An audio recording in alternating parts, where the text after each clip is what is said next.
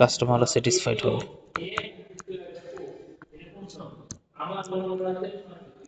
আর যদি পারফরমেন্স থেকে এক্সপেকটেশন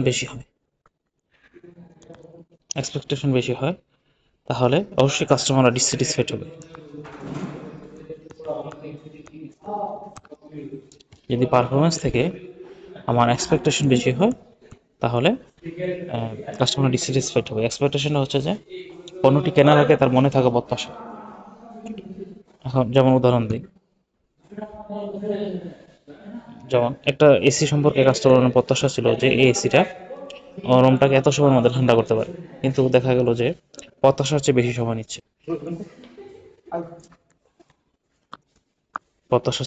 নিচ্ছে। তাহলে কাস্টমাররা ডিসস্যাটিসফাইড হবে।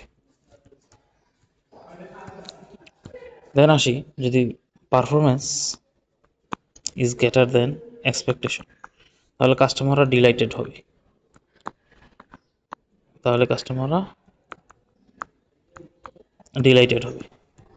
অত্যন্ত আনন্দিত হবে।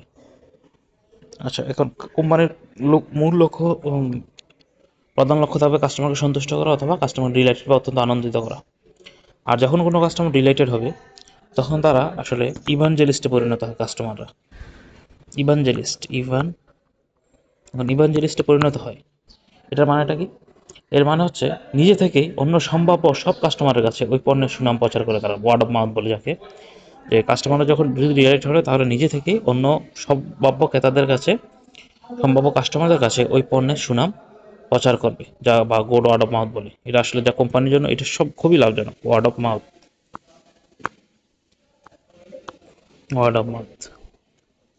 এটা খুবই লাভজনক। তাহলে যদি কাস্টমার ডিলাইটেড হয় তাহলে তারা কাস্টমাররা নিজে থেকে অন্য সম্ভাব্য ক্রেতাদের কাছে ওই পণ্যের সুনাম প্রচার করে, যা কোম্পানির জন্য খুবই লাভজনক। আচ্ছা, দেন আসি এক্সপেকটেশন ম্যানেজমেন্ট।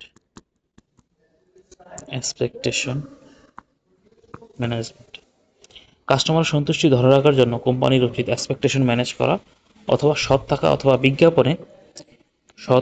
বিজ্ঞাপনে এমন কোনো প্রতিশ্রুতি না দেওয়া যা পণ্যটি পূরণ করতে পারবে না।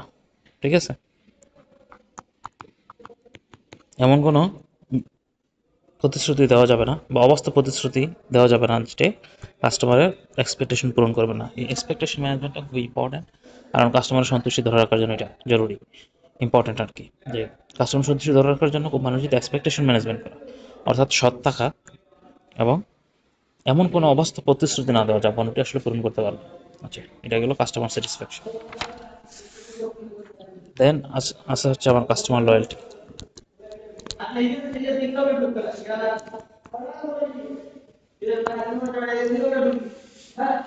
কাস্টমারকে সন্তুষ্ট করার পাশাপাশি তাদেরকে লয়াল বা অনুগত করে তোলার জন্য বিভিন্ন ধরনের প্রোগ্রাম ব্যবহার করা। Number 1, frequency marketing programme.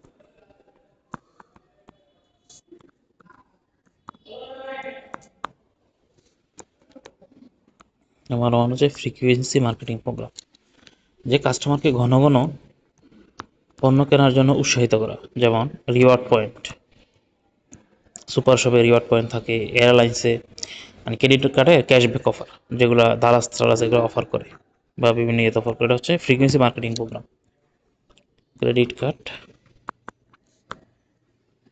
Cashback offer, bKash cashback offer, এগুলো হচ্ছে ফ্রিকোয়েন্সি মার্কেটিং প্রোগ্রাম, যে যে কাস্টমারকে ঘন ঘন পণ্য কেনার জন্য উৎসাহিত করা।